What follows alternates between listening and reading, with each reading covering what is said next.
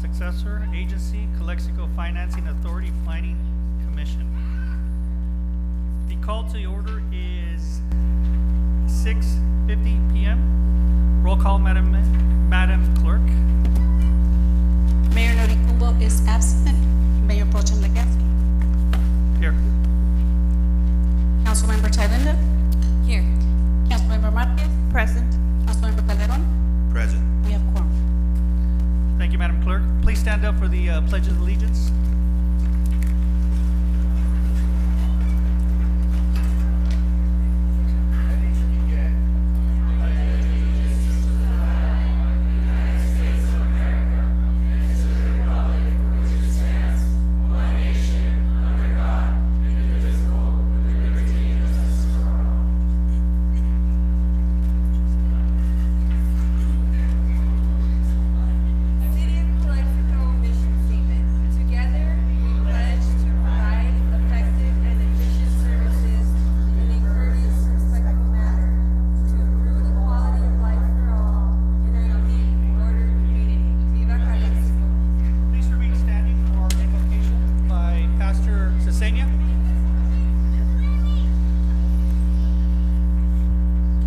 Let us pray together. Heavenly Father, we come before you with gratitude for this great community. Thank you for the many blessings and for the blessing of calling Calexico our home. We ask for your guidance over this council meeting. Grant our leaders wisdom, compassion, and courage as they make decisions that affect the lives of many. Help them seek justice, pursue peace, and act with integrity. Bless our city with safety, prosperity, and unity. Be near those who are facing hardship. May our city be a place of connection, hope, peace. Let this city always be the light in the dark times. We entrust our future, our generations, to you, our Lord and Savior, Jesus Christ. Amen. Thank you, Pastor.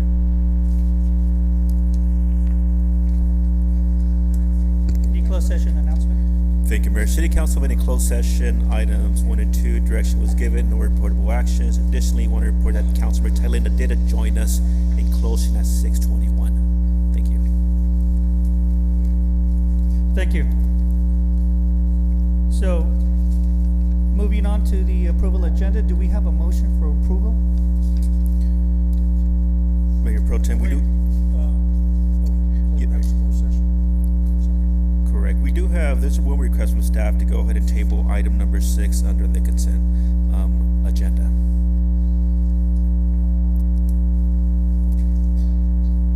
Thank you. Moving on to the approval agenda, do we have a motion to approve? Yeah, Mr. Vice Mayor, I would like to remove item 6. There's need for additional information for this agenda item. I motion to approve the agenda with the removal of item number 6 on the consent agenda. Okay, A second. okay. Roll call. Mayor Noricumbo is absent. Mayor Pro Tem Legaspi. Yes. Councilmember Thalinda. Yes. Councilmember Marquez. Yes. Councilmember Calderon. Yes. Motion passed. Also, under the consent agenda, I'm going to abstain. Item number 9. Do I have a second?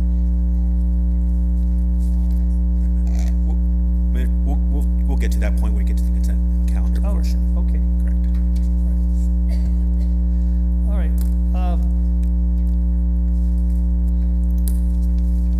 Moving on to presentations.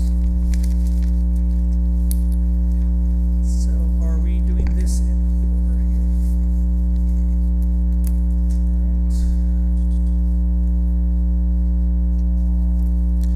All right. Moving on to presentations with the Calexico High School Marching Band Flag Drills and Shields. We are proud to announce that the Calexico High School Marching Band Flags, Drills, and Shields was selected to perform in the prestigious Disneyland Parade in Anaheim, California. This invitation was significant honor, recognizing the band's exceptional musical talent, discipline, and dedication to excellence in performance. Selection for participation in the Disneyland Parade is highly competitive, with the bands from across the country applying each year. The Calexico High School marching band flags, drills, and shields were chosen based on a rigorous evaluation of musically marching precisions, showmanship, and overall presentation.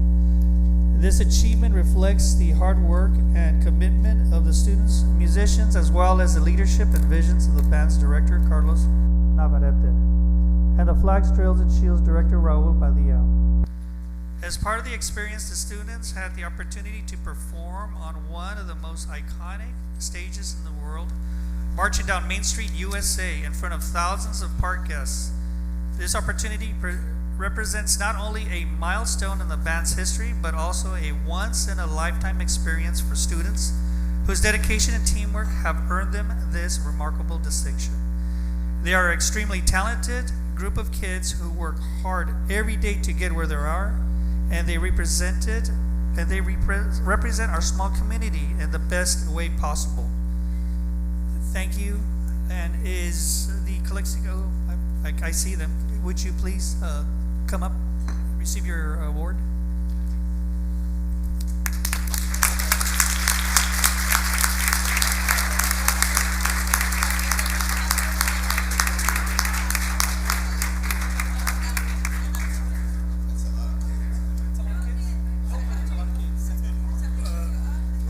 Victor, you want them down front or up here?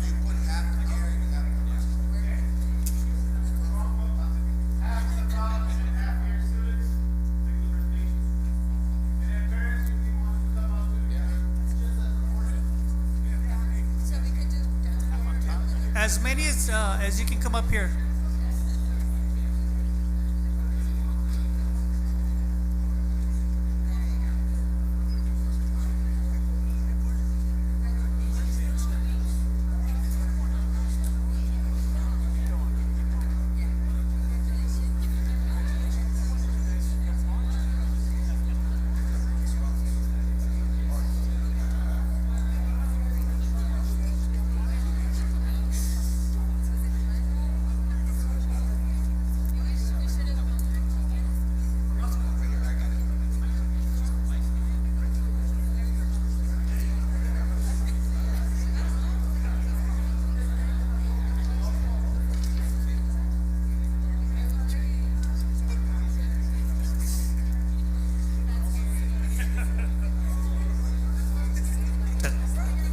Also present is Principal John Moreno.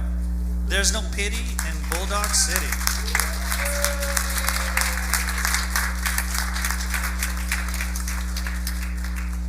Mr. Navarrete, would you like to say a few words? I can pass you the mic down here.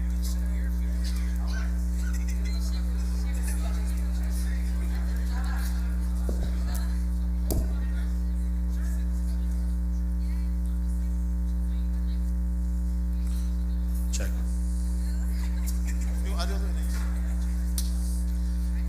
Yeah, just again, thank you, City of Calexico. I think it's important to bring a positive note to our city. It's sadly with a lot of bad press out there, having the youth and our students representing our city throughout Southern California in Disney, in parade, in field shows, band festivals also. It's very important. I mean, we are a small city, but we have some great students, amazing parents, and the best principal known. So give it up to Mr. Moreno. Yeah. And I am also very happy to hear from our city council members that our Calexico Christmas parade will be coming back next year, and I know that's one of their priorities, so I'll give it back.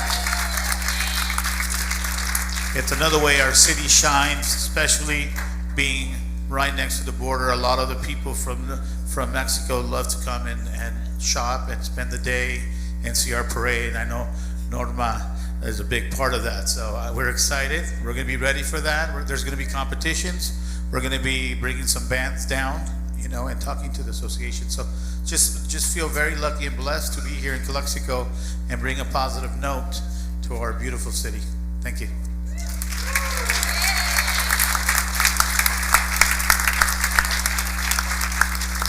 Honorable Vice Mayor Legaspi, Honorable Council, City Administration, and members of the public.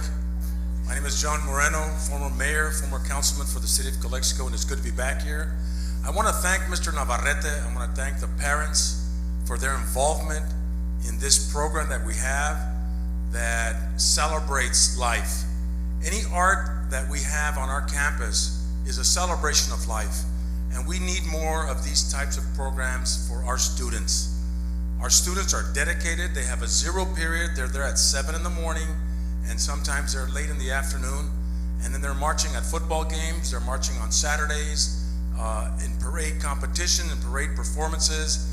And this couldn't happen without the eclectic and collective effort by a team of parents, our director, Mr. Navarrete. It's good to have him back. And we're proud to be Bulldogs. We're proud to represent our community at Disneyland. When I was invited by Mr. Navarrete, I says, I'm gonna take this. This is on my bucket list.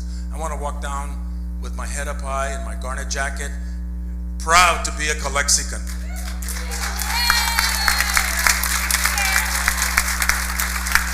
And these young men and women you see right here dedicate, practice to make the sound of their music sweet to the ear. So I want to thank them especially for doing all the work that you do day in and day out, carrying those instruments, walking all those miles. And we're looking forward to maybe going down to the Rose Parade, right? We talked about that. It happened in 1963. I don't know if it may happen in 2026. With that, I want to thank all of you, and I want to thank the City of Calexico and our council members for recognizing our band, the Mighty Bulldog Marching Band.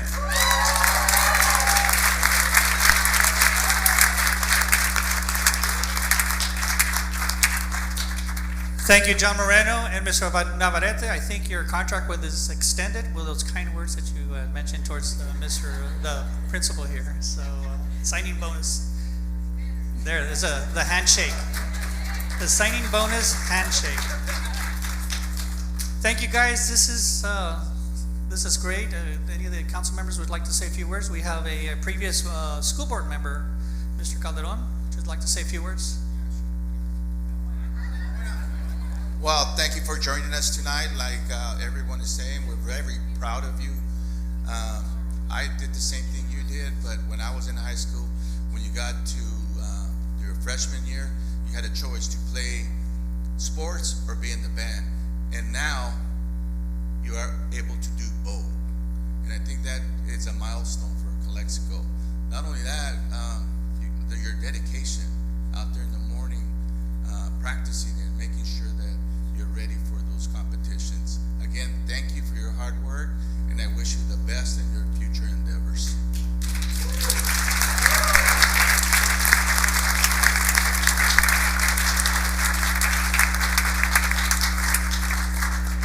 Well, I just want to say that you guys are amazing. As a teacher, I am honored to see you guys, the dedication that you put in, the getting up early in the mornings, the practicing, the making sure you have your homework done, and getting those good grades in order to participate, right? Para los padres, quiero agradecerles el apoyo que le brindan a sus hijos.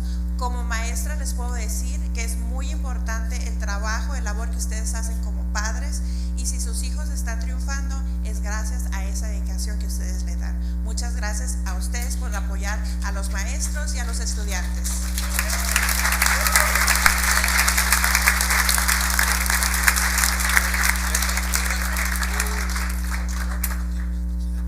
Here's the drum major, the leader, one of the most important parts of the band, right, Mr. Navarrete? Would you like to say a few words? Well, I just want to thank all the parents that make this possible, as well as Mr. Navarrete, because I mean, he is our band director. And thank you for all the kids giving their hard work, always showing up to practice and listening to their teacher and me, their drum major. Congratulations to everyone that was there, and yeah, nomás eso.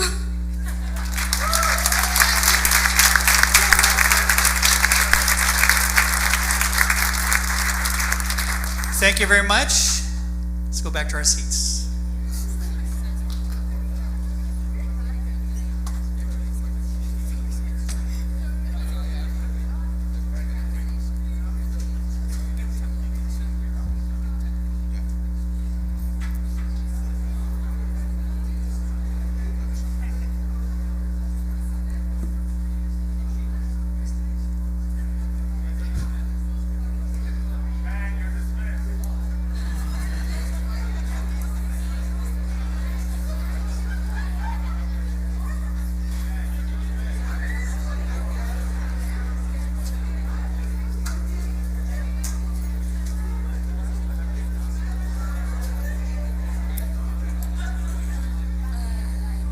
You get into the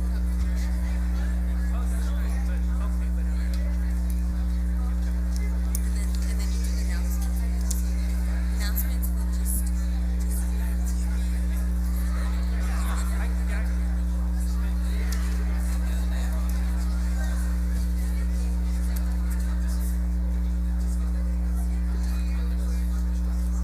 We're just waiting for the.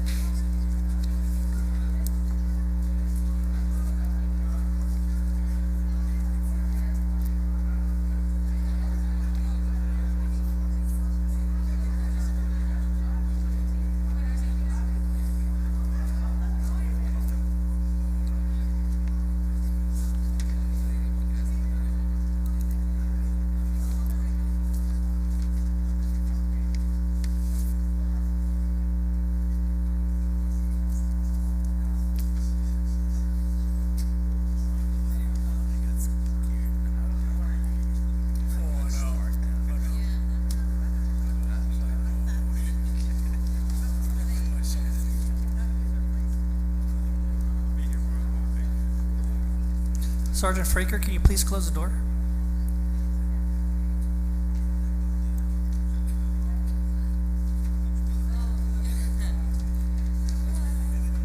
You got the Judge Domazane closing the door for us. Thank you, Judge. All right, we're going to go on to our proclamation declaring the month of June as Men's Mental Health Awareness.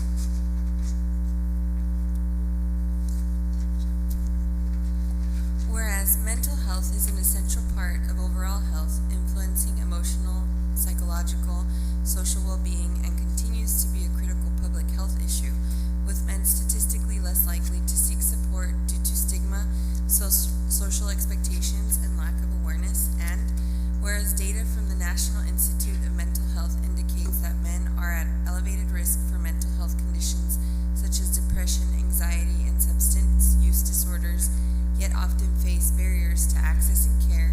And Whereas fostering open dialogue, reducing stigma, and improving access to mental health resources for men are critical steps towards enhancing well-being, preventing crises, and encouraging inclusive policies, an initiative to support men's mental health. Whereas numerous organizations locally and nationally are engaged in promoting men's mental health through outreach, education, and supportive services. Whereas the Rotary Club of Calexico and the Rotary Club Action Group, Mental Health and Initiatives, District 5340, San Diego, Imperial County, have requested this proclamation as part of their ongoing efforts to support mental health awareness, community awareness, and cross-sector collaboration. Now therefore be it resolved that the City Council of the City of Calexico proclaim the month of June as Men's Mental Health Month to raise awareness, promote access to care, and support men in seeking help without stigma. Be it further resolved that the City of Calexico commits to supporting mental health awareness, education, and outreach that benefits all residents, particularly men and boys, as part its responsibility to foster a healthy, safe, and informed community And in witness whereof I hereunto affix my signature and official seal of the city of Calexico on this 4th day of June 2025. Victor Legaspi, Mayor Pro Tem. Is there someone that will be coming up to receive?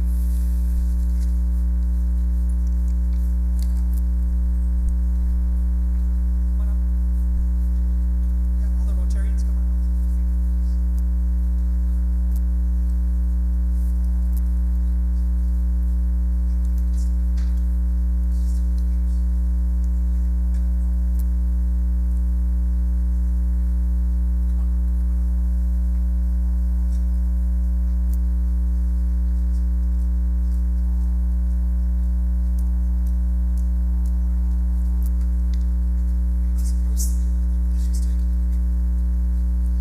Well, we have the president of the Rotary Club, Mario Conde, and another, we have Judge Domazane as one of the members of the Rotary.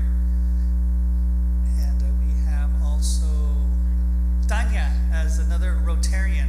And congratulations for this proclamation, which is very, very important for the for this month. Not only for this month, but for every day. That we all need to, all the men and women and children need to look out for each other. Thank you, Rotary President Mario Conde. Would you like to say a few words? Happy birthday, man, over there at the place. Sure.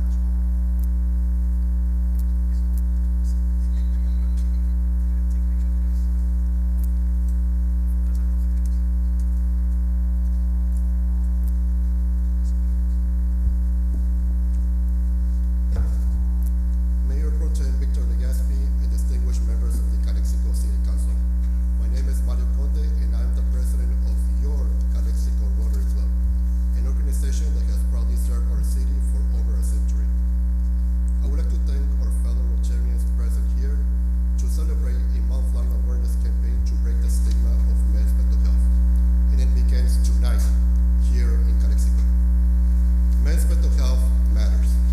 For too long, society has told men to tough it out, to hide their emotions and suffer in silence. But the truth is this: strength isn't about staying silent. It's about speaking up, seeking help, and supporting one another without judgment. Millions of men struggle with anxiety, depression, trauma, and emotional pain, and far too many do so alone. The stigma around men's mental health prevents honest conversations and keeps many away from getting the support they deserve. Let's change that. Let's normalize mental health check-ins among our friends, brothers, fathers, sons. Let's encourage therapy, openness, and vulnerability. Let's build a world where men can talk about what hurts without the fear of shame. You are not weak for needing help. You are human. This month and every month, let's break the silence. Let's choose courage. Let's take care of our minds, our hearts, and each other. I would like to invite the council and the rest of the community to join us on our panel discussion on Monday, June 30th at 5 p.m. at the Camarena Memorial Library, where we're going to discuss men's mental health with the support of several Imperial Valley agencies. This event is hosted by the Rotary Club of Calexico, NAMI of Imperial Valley, and the Rotary Action Group on Mental Health Initiatives, District 5340, San Diego Imperial County Chapter. The participating agencies include Sure Helpline, Reps for Vets, NAMI, Women Heaven, the Donnelly Center, Behavioral Health, Imperial County District Attorney, Legacy MD, Ventanilla de Salud, Consulado de México en Calexico, Calexico Wellness Center, and Options for All. The panel will be moderated by the one and only and the amazing Stella Jimenez. Members of the City Council, the resolution declaring the month of June as Men's Mental Health is a step in the right direction. Our Rotary International theme for 2025-2026 is United for Good. We will achieve that by working together. Thank you very much. Thank you, Mario.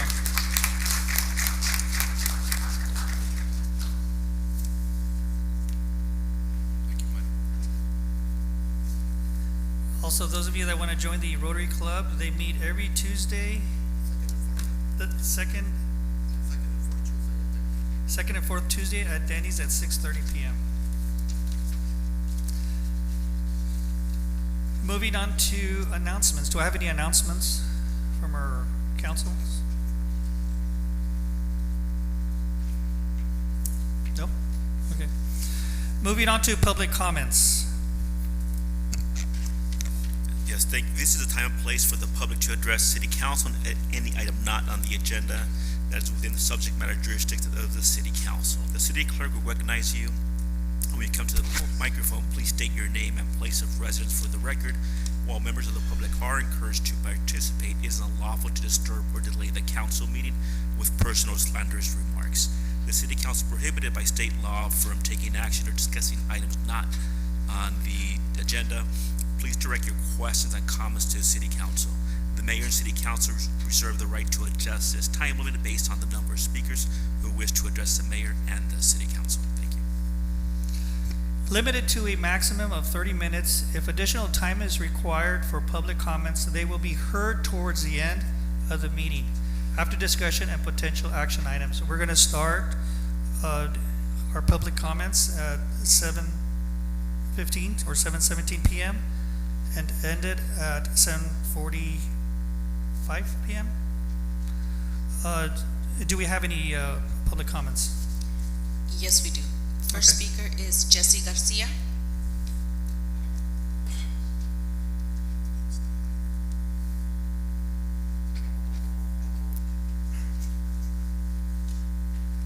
Good evening. My name is Jesse Garcia, lifelong resident of Calexico. It's been many months since the last time I went to Cordova Park, but I went there a couple of weeks ago, and I was surprised to see that there's a parking lot by the baseball fields. It looks very nice. The only thing I noticed that doesn't look good is that there's only one handicapped parking spot. I mean, if we're gonna have 3 baseball fields, or a baseball field and the soccer and the basketball, still one handicapped parking is not enough. There should be at least 3 right there. And also, the downtown area, I have brought this to the previous council members, nothing was ever done. We're talking about, people are saying about making downtown beautiful. Well, one way we could start by doing that is removing those public payphones. They are full of graffiti, trash, they don't work no more, they've been there for years and they're an eyesore. I read that in New York, the council had all the payphones removed from the New York area, and there were about 2,000 payphones. Right here, we only have about probably 15 or 20. We still can't do that. You know, we want downtown to look nice. We need to remove those payphones and put trash cans. I don't know if we got trash cans yet. Also, one time a resident from the area of Lincoln and Pierce told me that the city should put crosswalks on Lincoln and Pierce where the gym is, that the baseball and boxing gym. There's lots of kids that go to warm up across the street at the park, Rodriguez Park. Then they all walk to the gym, and there's no crosswalk over there. She says that she thinks it's dangerous for the kids to be there crossing with no crosswalks. So that will be in the area of Lincoln and Pierce. So for now, I think that's about it. Thank you. Thank you, Jesse. Do we have any other? Next speaker is June Kim.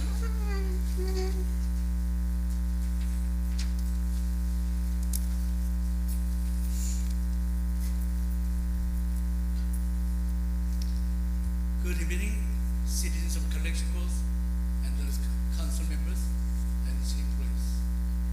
And today I'm going to have a little harshness to word probably.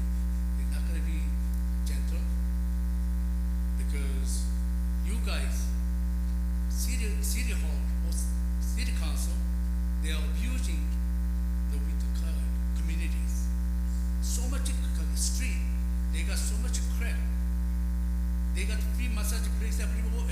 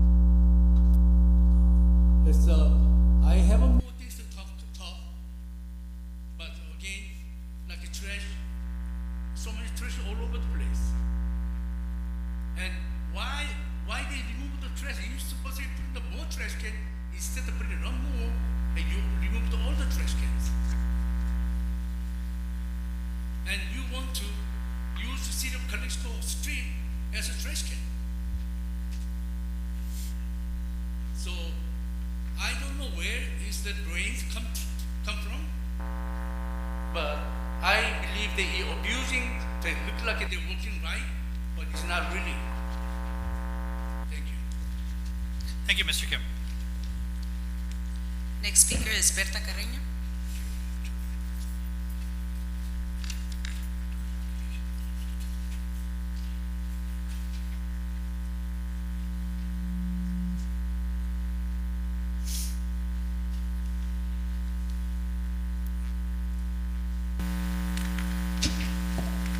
Good evening, members of the City Council. Good evening, Mayor Pro Tem, Mr. Legaspi. Good evening, Mr. Darius. My name is Berta Carreño, long-time resident from Calexico, and I'm here because I want to extend a big thank you to the City Council and to Mr. Darius for all the renovations that are going on in the community center. It's something that we really, really appreciate as a member of the many activities that we do over there. And the comments from all my partners, my friends, is that they're very pleased. And if we can only ask for a floor, for a new floor, that would be great. We can have that done also. That would be a complete renovation. The walls are painted and the graffiti is gone. The only thing that we also would like to have changed probably or renovated is the sign, because it's too old. It's not almost visible, and it has some graffiti also. So those are the things that we are looking forward, but definitely it's gonna be a big change. We're gonna enjoy our dances over there, you know. We really love to dance, and if we have a new floor, that would be even greater, you know. So thank you everybody for all the efforts made in getting this done. And we really appreciate that you are taking care of the older citizens and all the kids also that take advantage of the activities that they do at the community center. But mainly the all the older adults, you know, we really appreciate that. Thank you very much. Thank you. Next speaker is Carmen Estrada.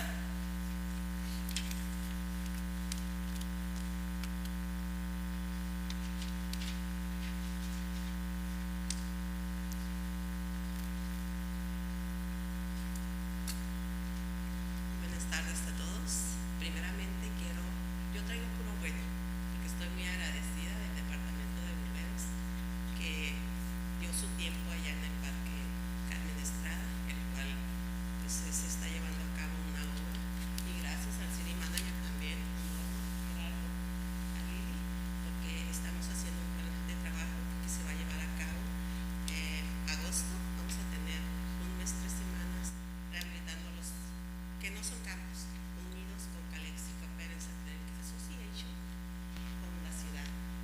Yo estoy muy contenta y nuestro equipo también. Es muy importante que nosotros tengamos un campo bien, debido a que vienen ligas de San Diego a partir de septiembre a diciembre, porque estamos en una liga competitiva. Pertenecemos a Calzar y creo que ya merecemos un campo profesional. Ojalá, como les he dicho, hemos venido a pedirlo, no se ha realizado, pero ahí hay un Dios que yo sé que se puede realizar esto que queremos nosotros, y con la ayuda de todos ustedes. Eso es con lo que contamos. El campo Carmen Estrada ya está excelente, hemos trabajado muy duro, tenemos, como les dije, el permiso de la ciudad para estar al 100 en los campos y ayudando en sprinkles, en todo lo que haya mal ahí. Y los invito para el jueves que viene, es 17, si no me equivoco, vamos a tener el cierre de la liga para que vean lo grande que es Calexico, que vienen equipos de todo el Valle Imperial, que somos 135 equipos. No lo quiero venir a decir y exhibir en palabra, quiero que lo vean, lo que somos. Calexico es muy grande y tenemos que tener nada más respeto y educación, y es como llegamos a ser más grande cada día más. Y gracias. Thank you. Do we have another speaker? No more general public comments. Now we're going to go ahead and move on to the city manager's report. Yes, Mr. Mayor, Mr. Vice Mayor, members of the council, I first want to introduce a certain celebrity we have amongst us. Mayor Kathy DeRosa is former mayor of Cathedral City for some 12, 14, 16 years, seemed like forever, who's visiting us. Would you stand, please, Kathy? And her husband, Alan Olson. So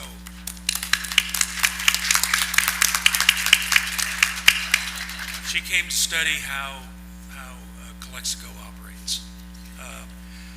First of all, I next want to introduce Maribel. Where'd you go? Maribel Castro is our new HR director. She comes to us primarily from the county, but with a lot of public and nonprofit experience. When she walked in Monday morning, it was a vision. And I'm so thankful she chose to join us. She's truly a subject matter expert, and she's going to make our hiring decisions better. Thank you, Maribel. To update staff, we're interviewing this week for grant manager.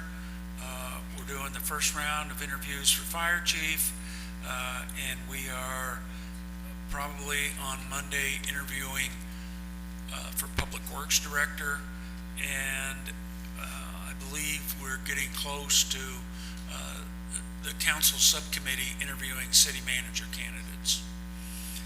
I also have on your next agenda meeting the information on forensic audit, but I need to work with Councilor Thalinda about how to have that happen, not in the middle of delivery.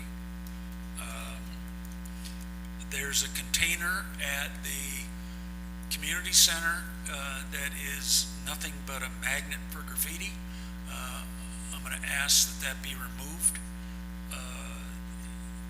We had an opportunity to meet with the director of the directors of the mayor of Mexicali, the Mexican consulate, two directors from IID, one director, one county supervisor, and Councilor Calderon and Legaspi to talk about bi-national border issues. They talked about the terrible traffic jams that we're faced with every day, especially on the way out of Mexicali. They block traffic so bad that our local businesses, people can't get to them. So it affects your economic development strategy.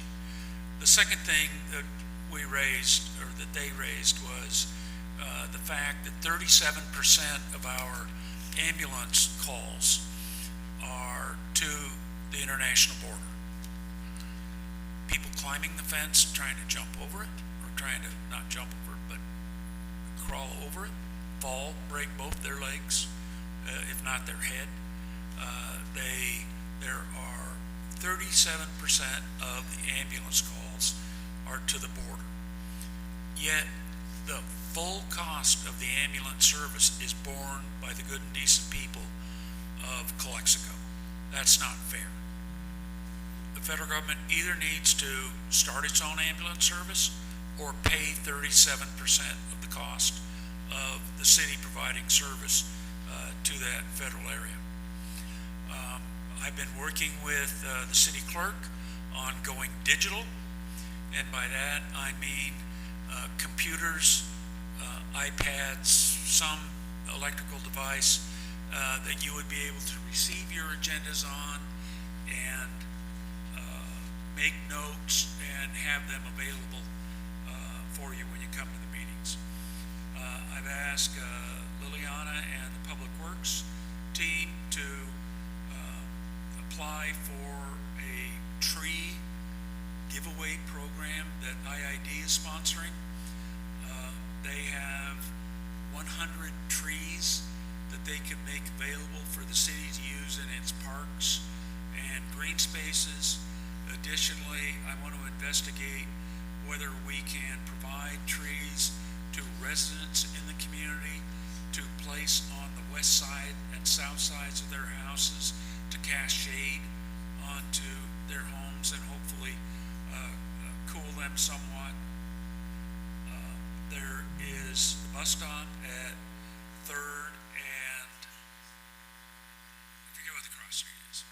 3rd Street, that is absolutely become a nightmare in terms of poorly maintained.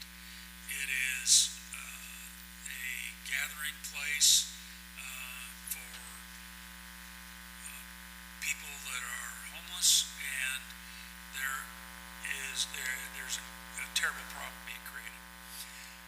I reported to you at one of your last meetings that our cannabis program is in shambles. It is not, was not being adequately controlled, and at that time I recommended that you either step up the enforcement or you cancel those businesses operating in town. Chief Orozco and Miguel Munoz and others met and laid out a cannabis enforcement program. We'll be bringing that to you at your next meeting so you can see the progress that's been made in this area. We are working on a significant annexation in the northwest part of town, on the west side of 111, that could add a significant acreage of business land that could be developed. I'm spending most of every day with Carla and her finance staff working on the budget. We're going to be setting a budget workshop very shortly. I'd like to announce that one of the programs that we've been working on is to get reimbursement for COVID expenditures for fire and ambulance, and that today we received a $1.2 million check from the federal government for that amount, for that overtime during the COVID period. That will go into the general fund, but my colleague on the right has big plans. Remember, take in 1.2, it costs 1.1 for a new fire truck. So you can expect to see that matter moving forward. On June 11th, as you instructed, we are having a community meeting on Cordova Park, where we've sent out invitations to all of residents in that development. Individual mailed notice. We've placed notice in the media so the general public can attend. The idea is to have an open workshop where we receive input and we work towards coming to a solution for the trials and tribulations of Cordova Park. I'd like to also report that there have been a number of requests for that park, including basketball courts, pickleball courts, tennis courts, additional lighting, not field lights, but low-level lighting. There have been requests for a splash pad. What we want to do is to develop a consensus community list of projects that can be accomplished within the $1.4 million that's available for the further development of that park. So anybody with an interest, we'd love to see you there. Next week you will receive a report from me, which will outline how the city is going to achieve 60 capital projects in the next 3 to 5 years. That spends the $120 million of capital funds that are available today and have been deferred since at least 2018. So they are parks projects, they are street projects, sidewalks, they are water treatment plant, they are water system improvements, they're wastewater treatment plant, they're wastewater collection system improvements, they are building improvements. What am I missing, Lily? Enough. That gives you a sample of what, but we're going to lay out how we're going to undertake that capital construction program without tearing the entire town up at once. And I'd like to just remind everybody that the council's adopted 3 goals for this upcoming 2 years. The first is public safety, and that is to improve the sense of security of people in this community. There was a recent article where we were identified as the sixth safest community in California. And that's much credit to a stressed out, strained public safety platform. But to the officer and on our police leadership's ability, we're ranked number 6 out of 483.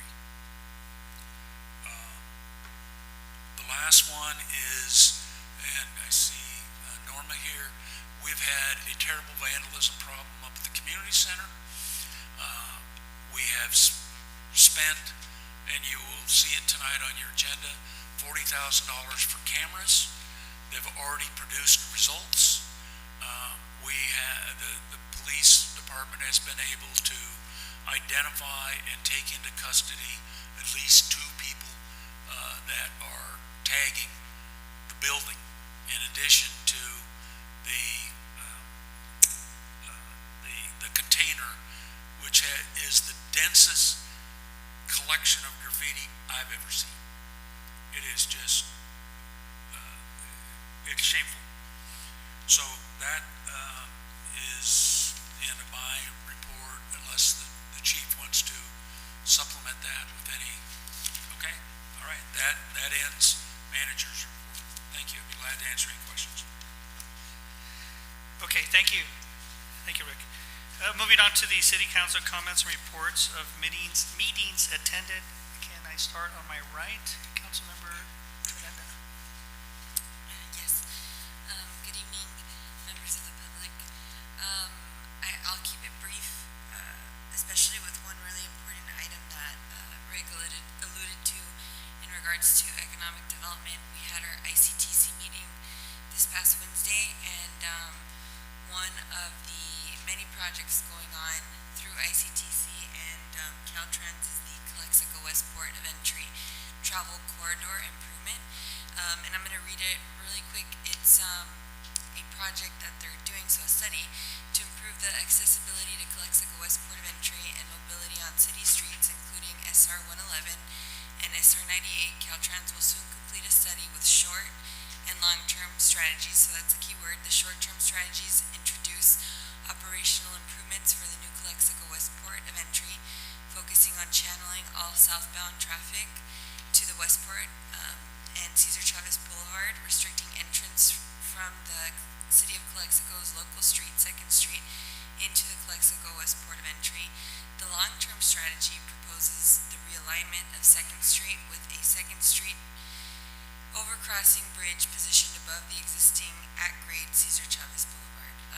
The studies are to be completed this month, June of 2025, so the answers to the traffic issues are soon to come, and the agency in charge of this effort is actually Caltrans.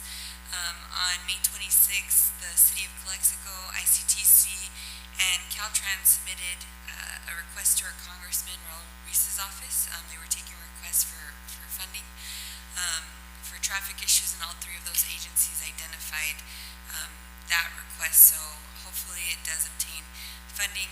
Although the short-term strategy doesn't really need that much, it's more of a council action to redirect with the support of the study that they're formulating. Other than that, I have nothing else. Thank you. Thank you, Councilmember Talenda. Councilmember Marcus, anything to report? So good evening. Since our last meeting, we were able to attend the New River project. We were all there. It was a great moment for our community and for just Southern California, I feel. I want to take this time, though, to make sure that we thank everybody that was involved, our local, state entities, government officials, employees, both past and present. Every single person that has touched this project, it is very important because this new river affects wildlife, the ecosystem, and mainly our citizens. So I want to truly thank everybody that participated and took action into this project. I also met with the fire department, and one of the things that was brought up is that we need to be concentrating on new emergency vehicles. We still need EMTs, but I really want to push for the emergency vehicles because at this time we have two that are out of commission out of the fleet that we have.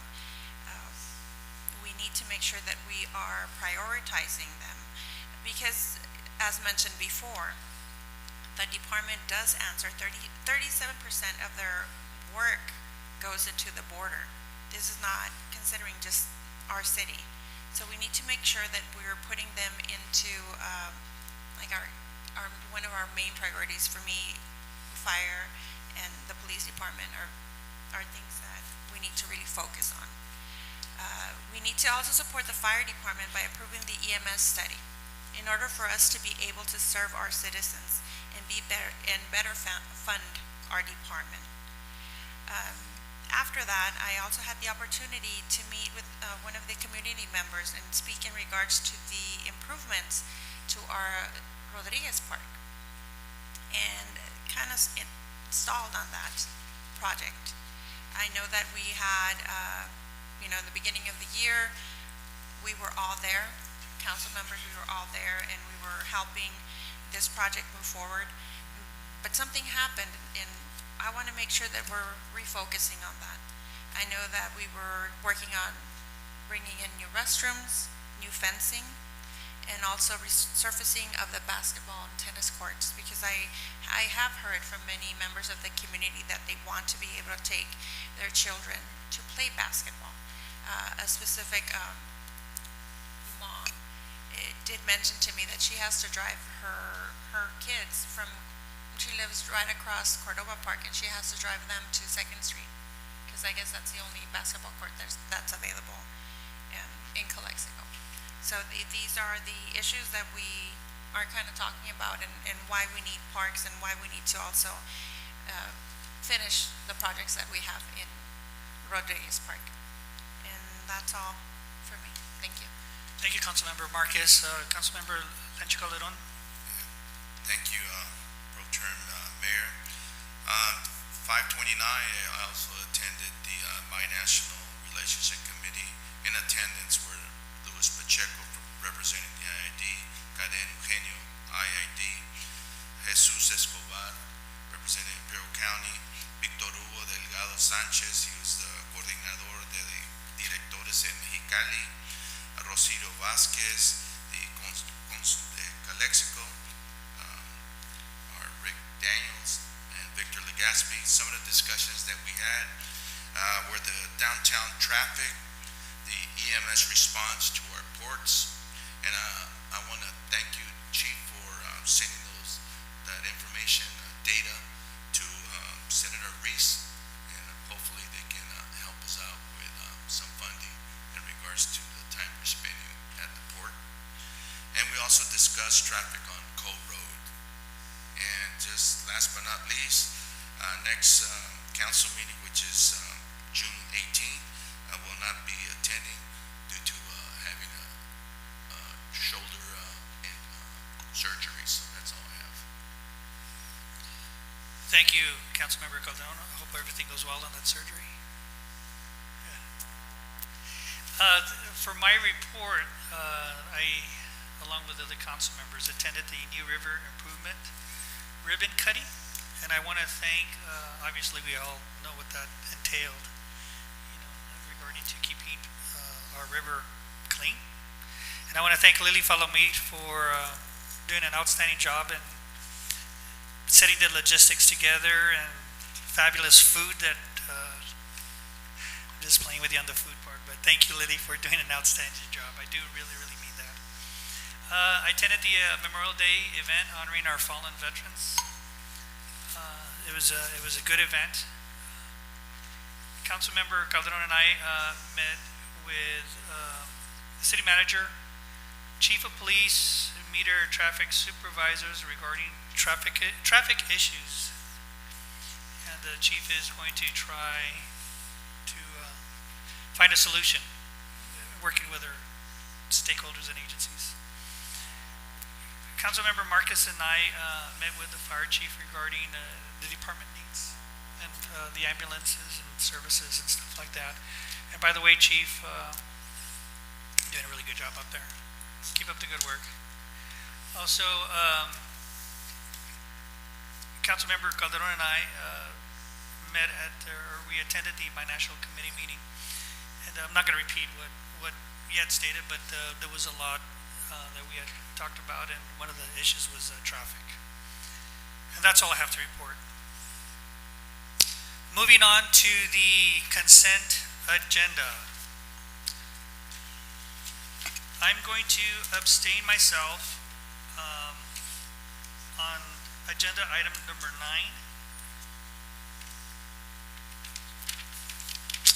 Do I have any public comments?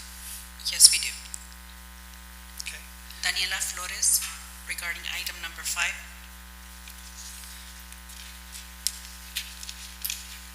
Good evening.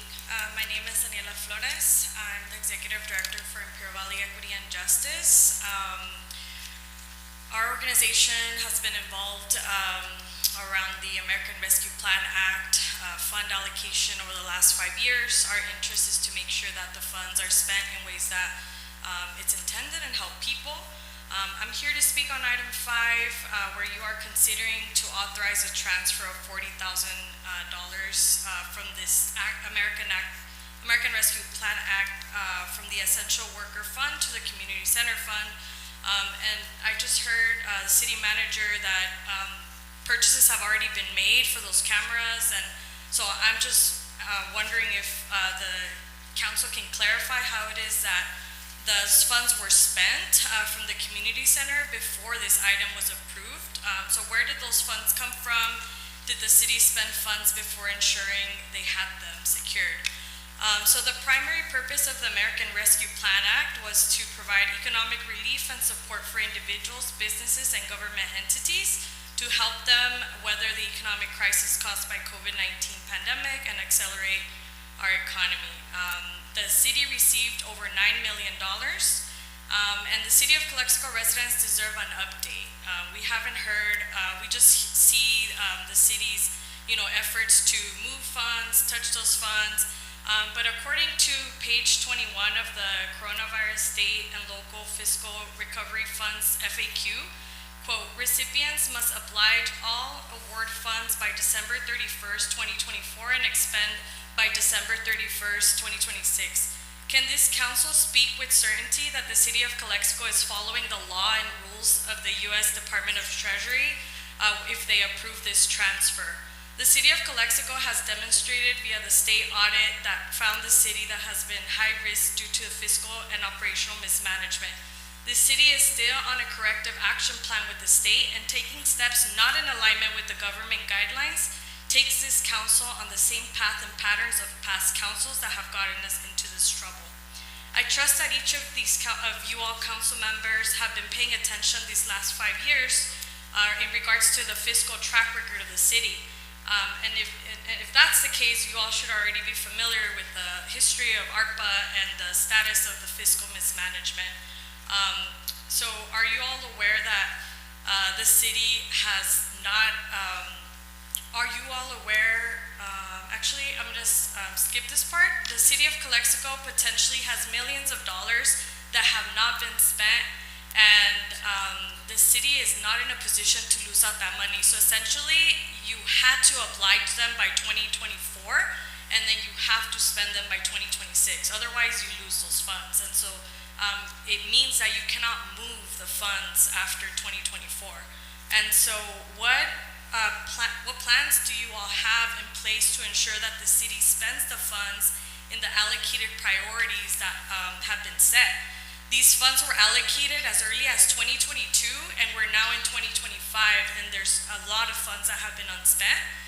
The city has 1.5 years to spend this money. How is the council going to make sure that the funds are spent in a way that respects the federal guidelines that directs the city to make final allocations December 31st, 2024? Our organization urges this council to choose the path of transparency. Thank you, Dana. Urge you not to approve any items that can put the city in jeopardy. And finally, we formally request for the city Thank of you. Calexico to bring an agenda item presentation. Thank you for the, I would hope that you want the recommendation. Bring a report to the okay, people. thank you. Well, Bring a report to the people Thank in you. English and Spanish so that the Okay. residents can see how the funds are being spent. okay, thank you. Next. we Next have any- speaker is June Kim on item number 11.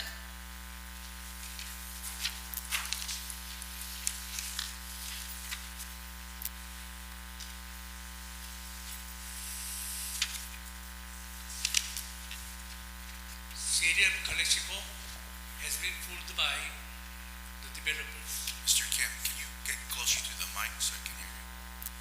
Thank you. Okay. Because the Grand Plaza, when they said get the money from the city, they were saying they will, they have a study came with $1 million sales tax revenue. But it's all false report. Only they made about $400,000 sales tax. But we killed more than $1 million sales tax from the other place. So which is we total sales tax was reduced it.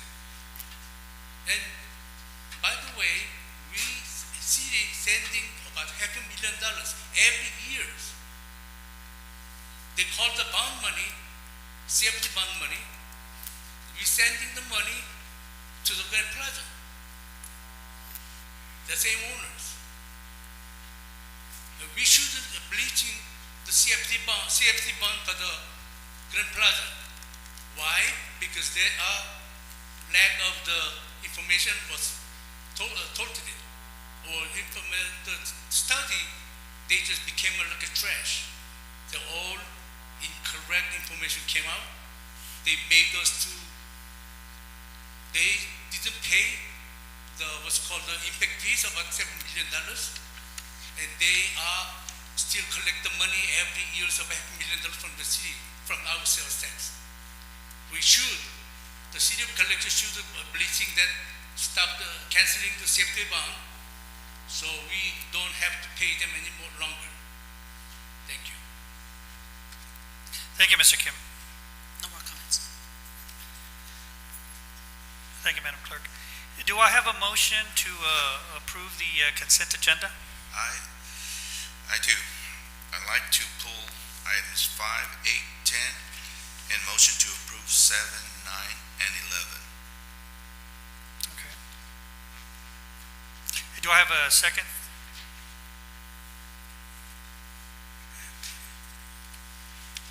I'll go ahead and second it. Okay. I have 5, 8, and 10. I'm pulling, and motion to approve 7, 9, and 11.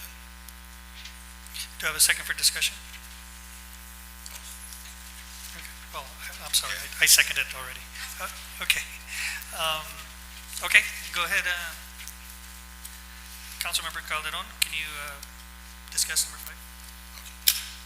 All right, item. Can we, excuse me, I'm sorry, let's get the vote. We didn't because- vote? Yeah. Oh, I apologize. Madam, Mayor Norikubo is absent. Mayor Pro Tem Legaspi, yes. Councilmember Thalinda, Yes. Councilmember Marquez, Councilmember Calderon, Yes. motion passes. Okay, go ahead for discussion. Go ahead and discuss it. You're the one that pulled it. It's messy. I'm just messing with you. 10. Yeah. All right, well, I'll start with number 5. And this is just to clarify some of the concerns that were brought up today. And don't get me wrong, I'm glad that the community center is getting fixed, especially for our senior citizens and the young kids that go there to see a clean, safe environment for them during their aerobics or anything else they're going there. But we pulled funding from Essential Workers Fund, and I would like to know if what are these funds, and if it was legal to spend it at the community center. Yes. Can someone answer that? Mr. Mayor, Councilor Calderon, we took a look at the eligibility of the cameras. First of all, let me correct perhaps a misstatement, and I'm sorry if in doing so. They have not been purchased already. The money has not been spent. What we did, though, is we received an offer for a company to put up a 30-day demonstration project of the cameras, and we're in that 30-day test. If they're acceptable, then we would move forward. But as witnessed by the finance director's signature on the staff report, we feel comfortable that these are eligible expenditure of the funds from the essential worker category, but there's nothing wrong with going back and double checking. We will not issue the check unless we have double checked that. So the advice is good. I want to make sure that it is indeed permissible. We believe it is permissible, but there's nothing wrong with trust but verify. So, but I think part of the problem is the way I described that it had been spent and it has not. So, for that clarification. Thank you, Mr. Daniels. And before I make the motion here, I just want to take this time to thank Mr. Michael Solano for the great job that he's doing in our community center. That's right. Obviously, thank all the community center staff also, but this gentleman is doing wonders.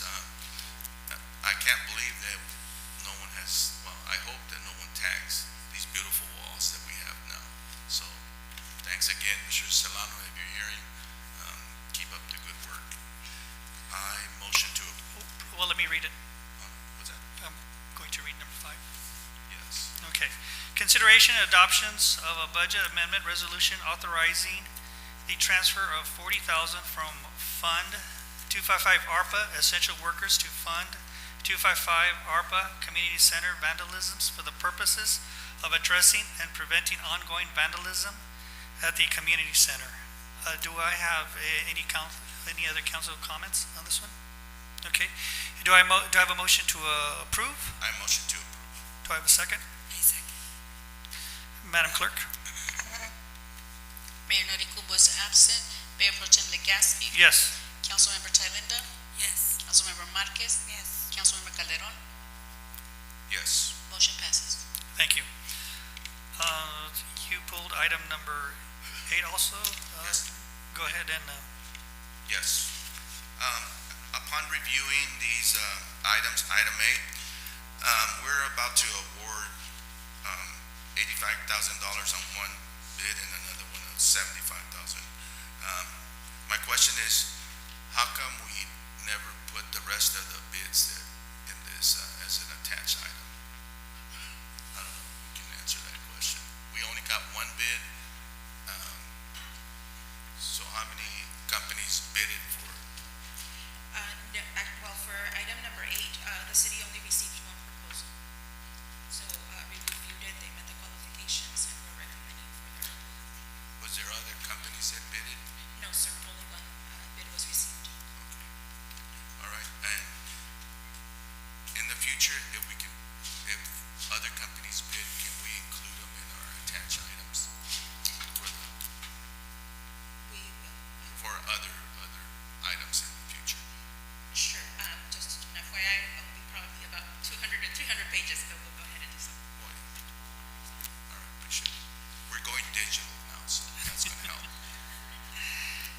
Councilmember Calderon.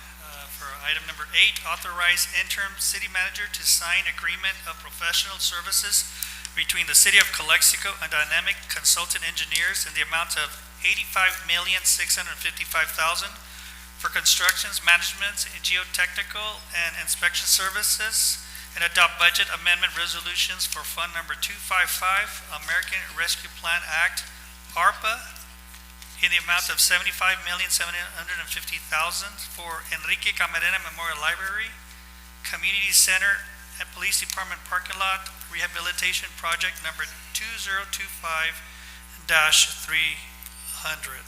Do I have any council comments?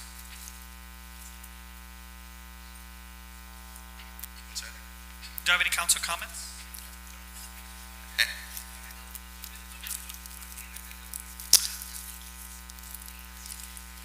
That's number 8.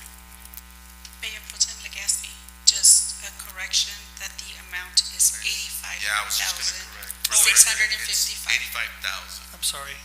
Okay. There goes my math. Okay. Do I have a motion to approve? I motion to approve. Do I have a second? Second. Madam Clerk? Mayor Noricumbo is absent. Mayor Pro Tem Legaspi, Yes. Councilmember Thalinda, Yes. Councilmember Marquez, Yes. Councilmember Calderon, Yes. motion passes. Thank you. Councilmember Calderon, go ahead and discuss item number 10. Item 10, upon reviewing this item, I noticed that $163,000 were not included, as the last council had opted not to charge the residents for fire and police response. So my question is, how are we going to make up this money that is not included on this item?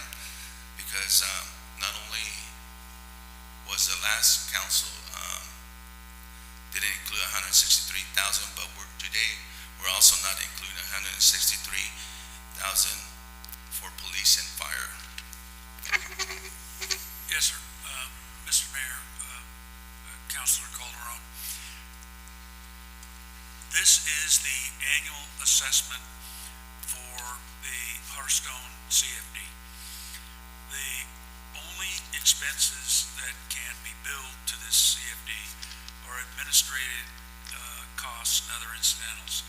The scheduled collection of outstanding bond and indebtedness, the principal to repay the bond loans that we receive, a second payment schedule, amounts necessary to maintain the reserve account as required by law, and amounts required to bring the on deposit funds and payment for authorized services. The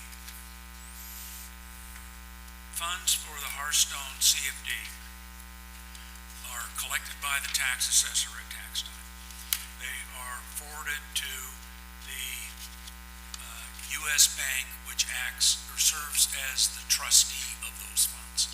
They can only release funds for specified purposes. There was an action taken by the City Council last year that they undercharged the residents collectively in that area to the tune of about $163,000. And instead, they went into the police department and reduced their budget by $163,000 to make up for it. Because on a community facilities district, the money is owed to the people that gave us their good money to allow the improvements to be done in the Hearthstone development. And I'm in the process of scheduling, probably for the week of June 13th, 14th, a community meeting similar to what we're going to hold on June 11th. We'll hold a meeting with the Hearthstone neighborhood to go through the history and the full explanation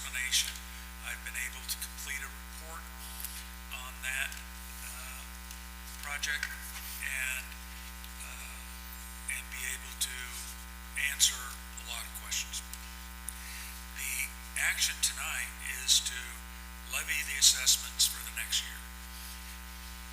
These are required by the bond sale, and failure to do so is a violation of Securities and Exchange Commission obligation.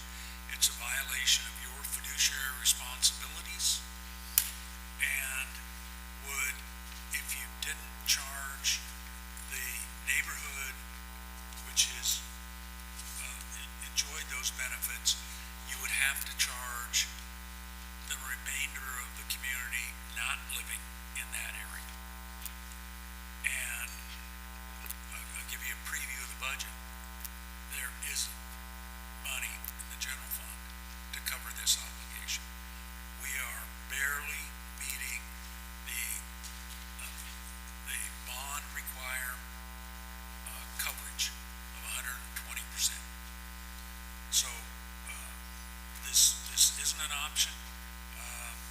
It doesn't include the 163. We are going to have to find that money elsewhere in the general fund, and I'm here to tell you that's going to be very, very tough. But this tax roll needs to be approved so we can get it to the tax assessor by July 1, so they can put it on the tax rolls August 1 for the November tax bill. That answer your question? Not really. Okay. So are we gonna go back to the police department, take some money from them? No, I think that is inconsistent with your top goal of public safety. That is correct. That's why I'm asking. Okay, so it should not come from public safety. It should not come from economic development efforts. It should not come from financial efforts to maintain fiscal stability and sustainability. It's got to come from somewhere else in the organization. Now, we will highlight when we bring the budget forward in the next couple of weeks for a workshop where that money will come from. But next year, I want to make sure that the council provides direction that that discount to this neighborhood, the city can't afford that. They can't afford to pay the costs which are rightfully borne by the people in that development. So we'll highlight it, but it was not included in this year's, like it was excused last year. Now, different 5 council members sitting here, but you can assure that next year that will be addressed, and you can be assured that during the budget we will identify how we might be able to repay that. Right, Carl? Thank you, City Manager and Councilmember Calderon. This reading item number 10, the City Council, the City of Calexico acting in its capacity. Can I just say something really fast? I do want to say that if it was the will of the council to add that back, it's not included right now, but if you want to add it, you can, and you can approve it and we'll make the change. And we'll send it to the Imperial County with that addition, if it is the will of the council to do that. Or we can leave it as is. Can you repeat what you said? Yes, I was saying that it is an option to, if the will of the council is to add that 160,000 back on, we can go ahead and do that, and we'll have the report updated, and that is what will go to the county and for property tax purposes, or we can leave it as is.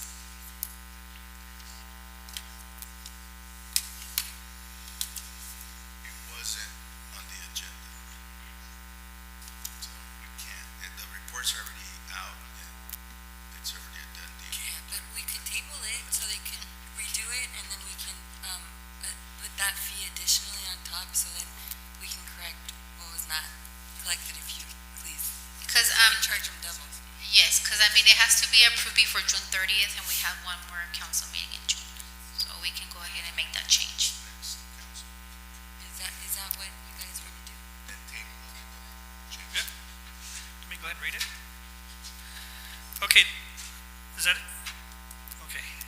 City Council of the City of Calexico acting in its capacity as a legislative body for the Calexico Community Facility District Number 2005-1 Hartstone, adopt resolutions authorizing the levy special taxes of such districts for fiscal year 2025-2026. Do I have any council comments? I already had my comments on it. No? Okay. Do we have a motion, do we have a motion on the table? Well, I have a motion to table it, get more information and then bring it back, because we have until July 1st. No. Yes. June 30 to adopt the item and July 15 for it to go to the property, to the county for property Our tax. next council meeting is on the 18th, so we have plenty of time, correct? Yes, to make Yes, the change. okay. Do I have a second motion to table? Oh, I have a question. Can you please specify what more information so that they know what to bring back? Me? Okay, the only change or the only difference that would happen from this report to the next one would be adding the assessment for the services portion. So, but the motion has to come from the council member, so that's why I'm trying to clarify what it is we're bringing it back for. We're- So you're gonna add that to the motion? Yes, Councilmember Calderon had tabled it to either bring back the 163 to the levy or have the city pay for it as it was done in last year? Is that what we're talking about? No, Well, to double it's it. either or. No, Right. The direction from the finance director is to double it for this next tax roll. So what was not levied last year, she's informing us can be added to this tax roll. So then if it's brought back, they'll bring back that information. And if approved, it doubles from what was not collected last year and also additionally this year, correct?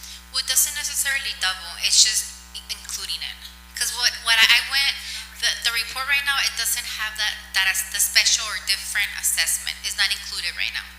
And it was last fiscal year when we presented this to council, it was included and the council wanted us to remove it. I did the same, I didn't add it on, because that's what council requested last time. But I said if the will of the council is to add that amount back on, it would be the same amount.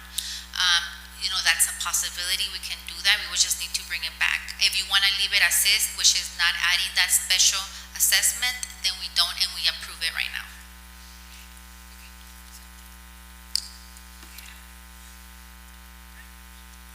But we have to not only bring it back, but you also give the opportunity of those who live in that area to come and voice their opinion, if that's, Okay, so we still have the motion to table?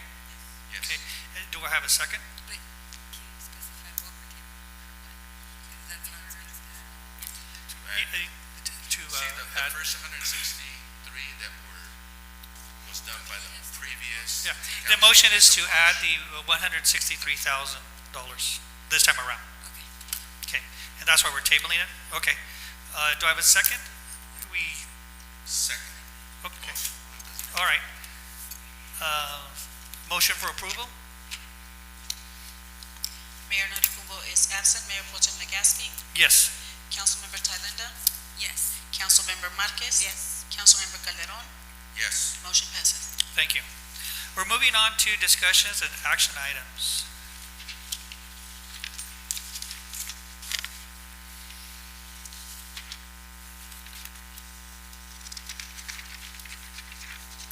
Okay, moving on to discussion and action items. Number 12, the resolution clarifying retired annuitant appointed and reinstate employment agreement to interim city manager. Do we have any public comments? No. Okay. Does council have any comments? Okay, do we have a motion to approve? Motion to approve. Do I have a second? Second. Okay, Madam Clerk, roll call, please. Mayor Noricumbo is absent. Mayor Pro Tem Legaspi. Yes. Councilmember Thalinda. Yes. Councilmember Marquez. Yes. Councilmember Calderon. Yes. Motion passes. Thank you. Item number 13, authorize the interim city manager to sign a master service agreement between the City of Calexico and Utility Service Company Incorporated in the amount of $1,314,353 for the rehabilitation of clarifier B and C at the water plant treatment. Do I have any public comments? Yes, June Kim.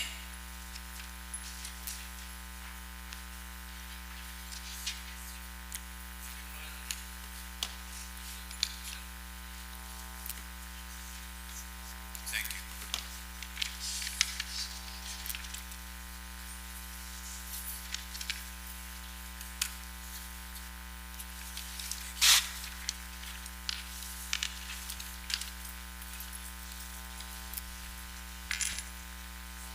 As when I watching today's meeting, I really convinced myself I have to request the city mayor, city manager to go back to the retire. Because you're figuring the budget, you're not in the budget process. For example, of this one is not agenda, so I'm not going to skip it. Anyways, this one, first page, City of Calexico had 5-year plan, 2018-2019. And there at the bottom, they have clarifier changes. They put the $5.2 million to put the new ones. They issued the bond, 2020, $15 million for the water departments. And the City of Calexico, they spent only $2.5 million. And $45 million, about $47 million is in the air. There's no showing the budget. And the last what's called the audit report, they were missing what they call the capital improvement budget. Capital improvement budget, we supposed to have money at least $60 million plus $47 million not spent.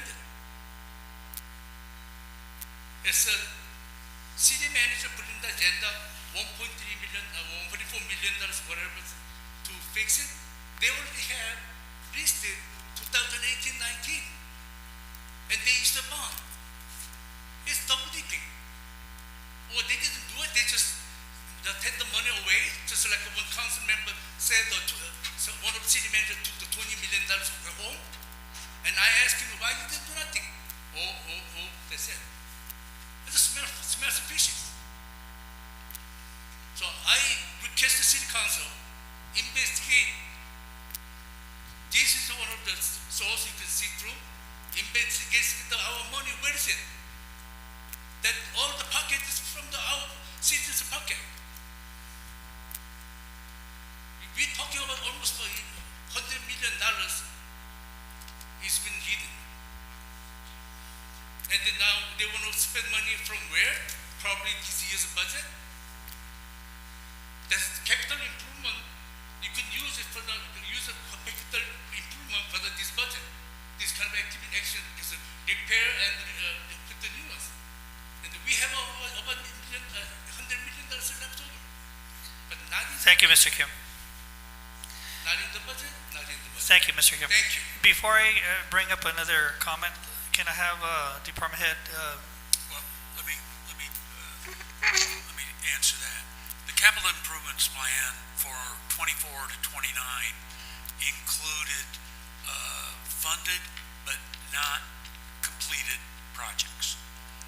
The clarifier is one of those 60 projects I talked about earlier, like that had been budgeted but never done. So the city first envisioned doing the project in 2018, 2019, but did not do it. Therefore, we identified that this was a priority project for the funding that was provided in the rate base and or the bond that was sold to fund this project. So it is not building it twice. It is like 59 other projects that were fully funded but never undertaken because there was never the engineering done, and there was never an award of contract to a contractor. Therefore, this will provide the engineering money to get that project underway before we have a failure in that part of the system. So it's no different than the other 59 projects that have been deferred, delayed, and not done. This will start the project getting done. Now, I think that both the mayor and Vice Mayor Legaspi visited the treatment plant and were shown the status of the clarifiers, and they could comment, but I would also encourage any of you that want to visit the treatment plants, come and see for yourself, or as far as that goes, anybody from the audience that wants to tour the treatment plants, I would encourage you to do so. The day we had the New River groundbreaking, there were 30 high school kids from a science class that were there, and see for yourself in the spirit of transparency.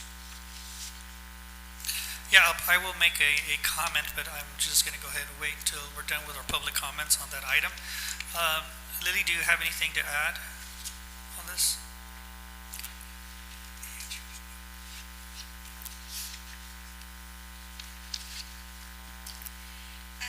Well, just to add, in the staff report, and for those who are present, we do have two clarifiers.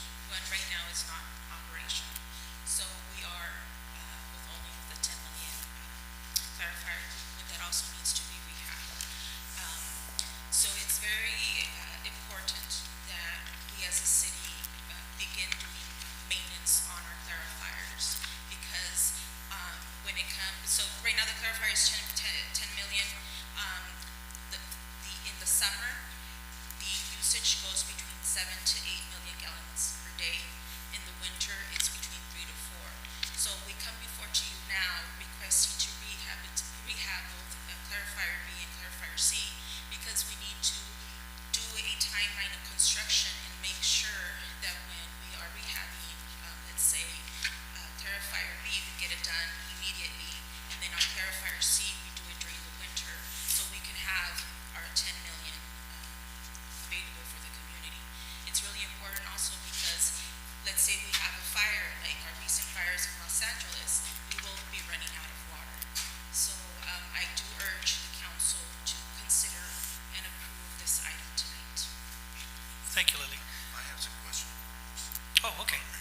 Ms. Farmer Mayor, which clarifier is not functioning, B or C? B, which is 4.2.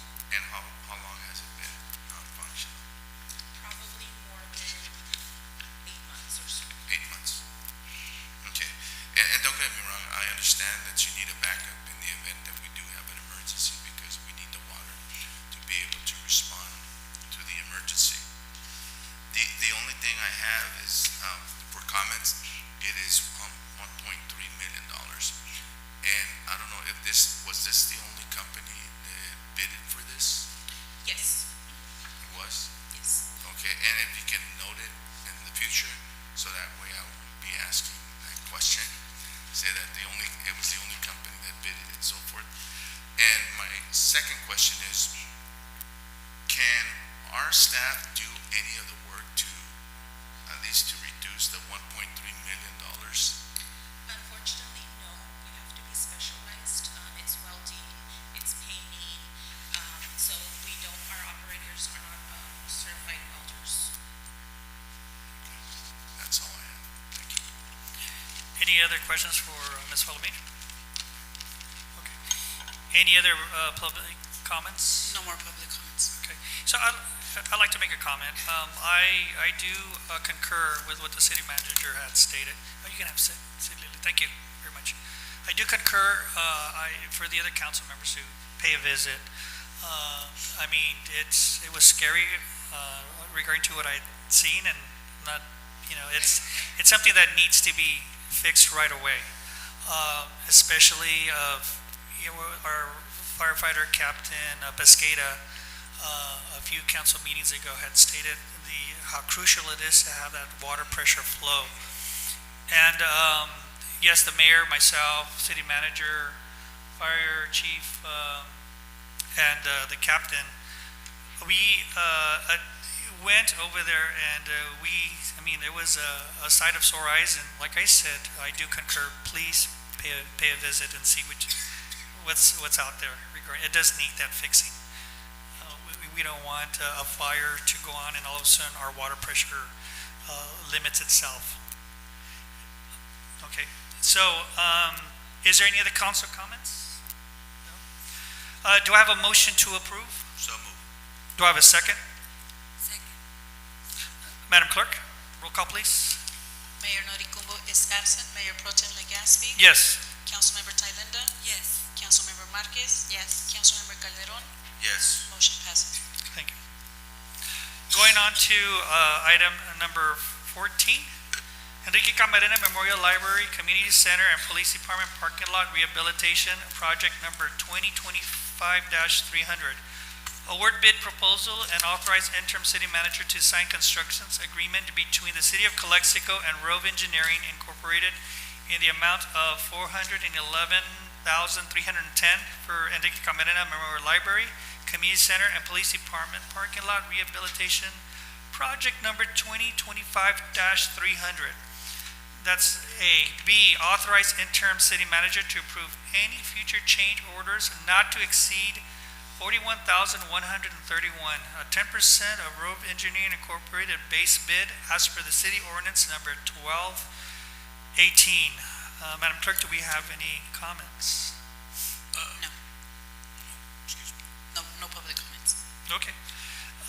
Does council have any comments? I do. First of all, like I said earlier, these parking lots are in dire need of repair. They're not only a liability to the city, but they're in danger to our citizens that attend these areas, especially the library and community center. On 14A, it's 10%, which is $40,131,000 for a change order. What I'd like to recommend, or see if we can, that if this change order funding is used, that the council be informed.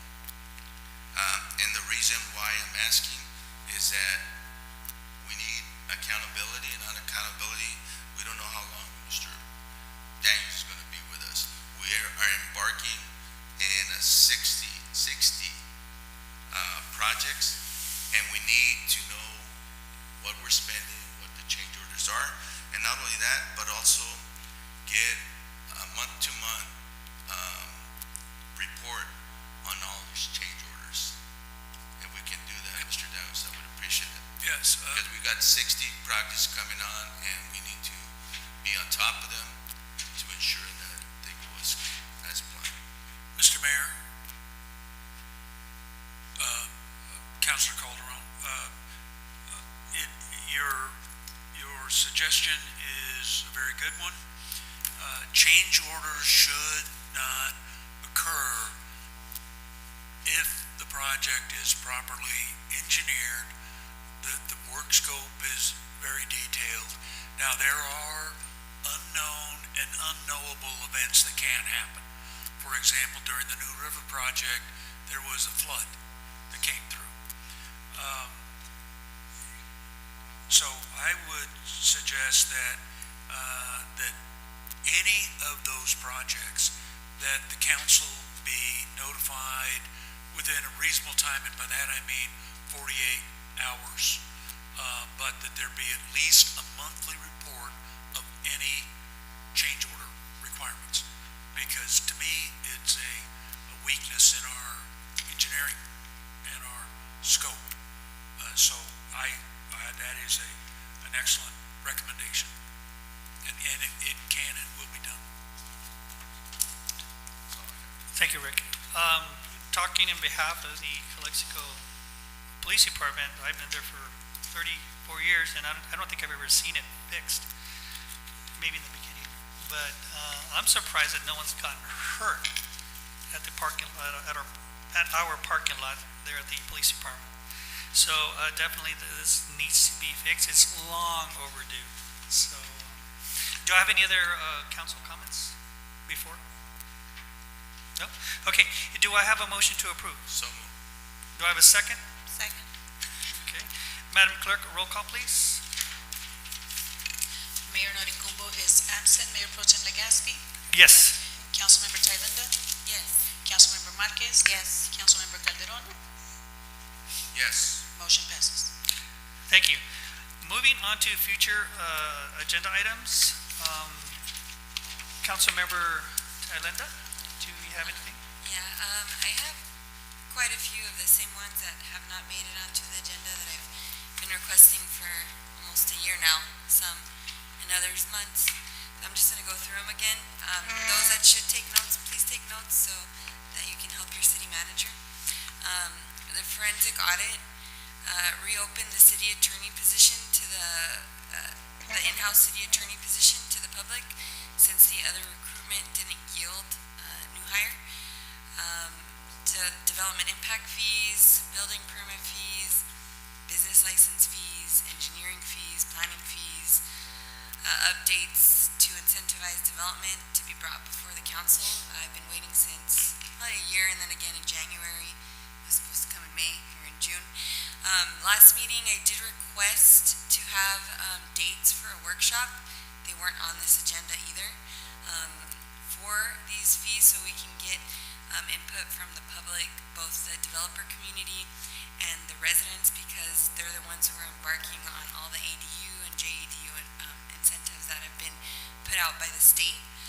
That's really important to include the community in these items and see what's going on and why people aren't paying their business licenses or pulling business licenses or pulling building permits or wanting to develop in Calexico.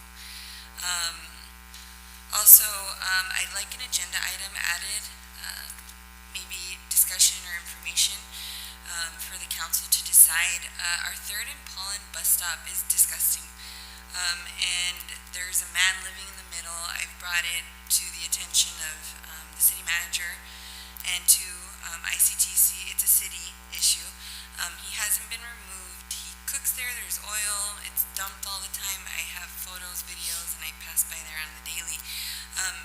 It's sad that we can't provide a stop until the new one's built out that provides our ridership with dignity, because they wait there and there's children and they touch the benches. It's awful. And I've been asked for the benches to be power washed. Haven't seen it. So if we could get an item before the council, that would be great, because we need to give the ridership some dignity, and it's awful. And the guy's been living there for a long time. And a lot of the people who wait at the benches, they're just loitering. They don't actually get on. If you wait and see and you see the bus routes, and I have myself and have videos, photos, multiple times they hang out and they don't get on the bus. Then we have a lot of students who are going to IVC who don't even get to sit down because there's people loitering, so they're not even really being used, and like I said, it's disgusting. So I'd like to see an agenda item brought before the council where we can have ideas of what to do, either remove the bench seats entirely or how we can incentivize them to be kept clean. And I've been asking for the food truck ordinance. I know there's been one in draft form since 2021. I'd like to see that. I know, Carlos, you have that, so if you could bring that, please. I've been asking for quite a while. This one's a new one. I would like either discussion, action, information, however you would like to present it to the council, on pavement condition indexes. We had a member of the public talking about how our streets are awful and rumbly, and they are. I can't even drive down them in my condition right now without feeling like I'm going to have a baby. And so I'd like to see the pavement conditions index. Do we have a pavement management system? I'd like that brought before the council so we can see how we're keeping track of the improvements of the local streets here, and how we're making sure that they're being maintained, not just with, striping, but actual improvements and what we're doing. That's all I have. Thank you. Thank you, Councilmember Talenda. Councilmember Marquez, any future agenda items on your part? So I'm going to piggyback on Ted Linda's. I've had spoke to Mr. Daniels in regards to bringing forth a pavement management satellite system, and I was informed that we are probably like the only city that doesn't have one. I think it's very important so that we can see future problems that might be at hand or might be developing, and that we're addressing where we actually need to concentrate in repaving. Also would like to know, in regards to the cannabis, have we outlined a program for us to monitor and making sure that they're in compliance? A member of the community brought up the issue of removing old telephones from downtown. I don't know exactly how many there is. So I don't know who would be in charge of doing that, but maybe, yeah, so maybe we can go ahead and do that, remove them.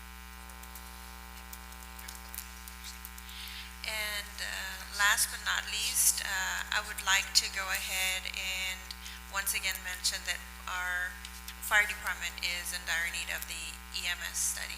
And if we can bring support to that, I would really appreciate that and would like to see that brought forth. That's all that I have. Thank you. Thank you, Councilmember Marquez. Councilmember Ms. Calderon, any future agenda items that you'd like to bring up? Thank you. I don't have any items. I just need to follow up on some of the items that have been brought in these 100 days that we've been here. One of them has been the restrooms for Rodriguez Park. We ordered toilets, urinals, and everything. I'd like to know where they at. For which project? I'm sorry. Rodriguez. Which For part? Rodriguez Park? The materials in, they'll be installed within the next few days. Great. That's all I wanted to hear. All right. The status on Heber Park project. Heber Park. We're running short of the deadlines, and I don't want to lose that funding. So, if someone can tell us where we stand or what we need to do as a council to make it go forward, and I hope it's one of the 60. Yes, All right. Thank you. probably the oldest project on that list. All right. Priority. I accept. All right. The next one is the RV status, the sales. I've been informed that some of these RVs that are parked on the east side water facility have been vandalized, and so my question is, are we going to leave them there until they pillage them and then they're going to be worthless?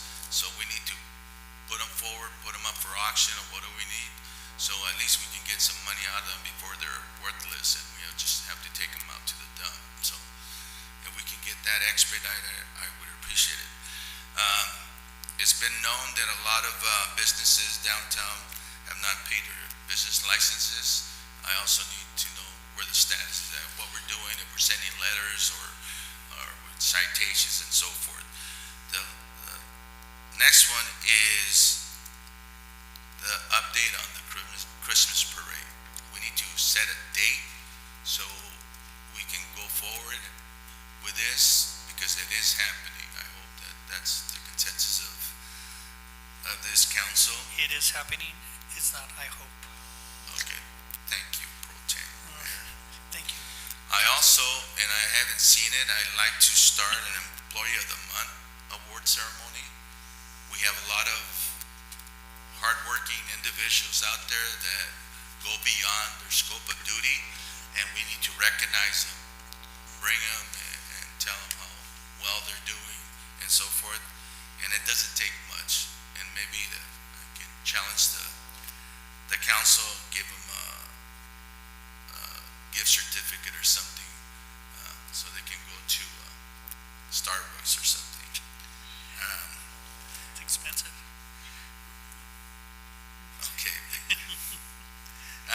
next one kidding. is the water rates. We've been avoiding this, and we have to deal with it. We need to, we have a lot of projects that are gonna be coming with the clarifiers and so forth, but we have to deal with the water rates because that is something that we're not meeting the obligation of the bond. We're at 100% when we should be at 125%. So that needs to be addressed. And last but not least, we started with a bang, and then all of a sudden we just stopped hearing about it. The parking meters. We're losing revenue here. If we can't get the parking meters that we were going to buy, then we need to open up the ones we have so we can get some revenue from these meters.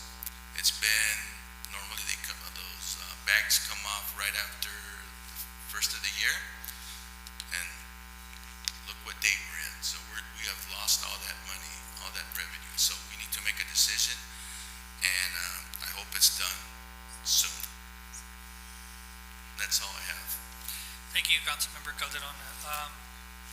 I received a bunch of some calls reference to the over the week in the downtown was a mess. So I don't know if we can have our employees, Lily, to go out there and to clean up. I don't know how their schedule rolls, but maybe a bit more, because it usually happens during the weekends. So if we can get that corrected. Also, commissioner meetings, if we can remind the department heads to start their meetings. I know that there's only 2 of them that are coming up, the library and the community center. Okay, I don't know about the bids or And the thank others. you for those meetings. And that's all I have to say. I know that Chief Orozco had a team going out there enforcing some with the behavioral health and other entities when it came to. So, with the help of social services, behavioral health, and the police department, we went around to the encampments on the north end and also in the downtown area to provide offer them services, housing, medical. We actually had a medical staff team that actually did physicals out in the field to check on our unhoused population. So it's something hasn't been done ever in the city's history. Yeah. So it's one step forward for our city. Thank you, Chief, for doing a really good job. If there's no other future agenda, I'm sorry, just real quick. I also had another item that I wanted to see. The playground, the turf in, I think nosotros in Raisin Park. I don't know. Raisin. I'm sorry, Raisin. The turf, it's really bad. Like you can get stuck there. So I don't know if there's any way that we can replace that with maybe sand, or just it's an accident waiting to happen. Like you can, yeah, we want that. it's really bad. So just that. Got it. I had the opportunity to go to Pine Valley. They have the same thing, but the wood chips that were part of the foam. So that's all. Any other? We're good. Do I have a motion for adjournment? So moved. Thank you. Do I have a second? Second. Okay, roll call, Madam Mayor. Madam Clerk? Mayor Noricumbo is absent. Mayor Pro Tem Legaspi. Yes. Councilmember Thailenda. Yes. Councilmember Marquez. Yes. Councilmember Calderon. Yes, and Yes. Mr. Legaspi, you broke a record. We're leaving early today. And meeting adjourned at 8:47 p.m. Somebody log that down. Thank you. Yeah, dinner's on Lencho. So.